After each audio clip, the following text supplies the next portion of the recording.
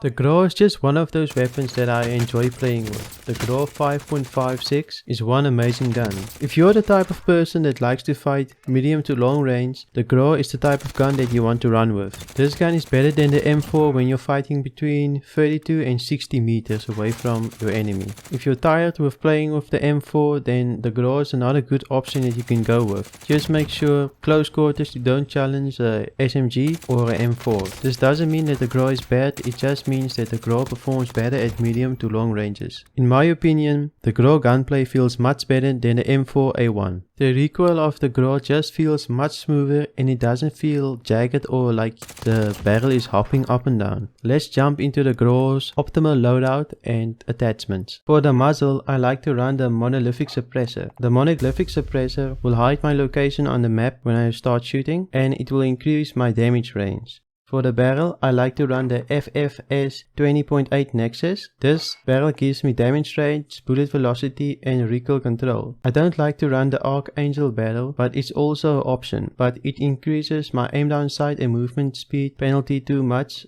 and I don't consider this penalty worth it. The Nexus is still a way better option. For my underbarrel, I like to run the Commando foregrip. This will give me recoil stabilization and aim stability, which is really good for this gun. For my ammunition, I run the 60 round mags. You can also go with the 50 if you want a little bit more mobility. For my rear grip, I run the F-Tech R89 rubber. This improves my recoil control. You can also go with the XR Void 2 if you want more aim down sight speed or sprint to fire speed. But I like to go with the F-Tech R89 rubber because of the better recoil control if you want to spray people down from a further distance. For my secondary, I like to run the RPG-7. It's really good because there's a lot of vehicles in the game and sometimes the RPG can even help you clear houses. Or if you find a camper in a house, you can just RPG them and easily clear the room. For my perks, I like to run Cold Blooded, Ghost and M. Cold Blooded because there's a lot of snipers in the game that use thermal scopes. Ghost because I don't want to get spotted on the map with UAVs or heartbeat sensors. And Amped is just a personal preference, it's up to you. But I like the faster weapon swap and the rocket reload speed. For my lethal, I either run C4 or Thermite. Thermite because I don't have to cook it like a grenade, and C4 because there's a lot of vehicles in the game, and C4 can also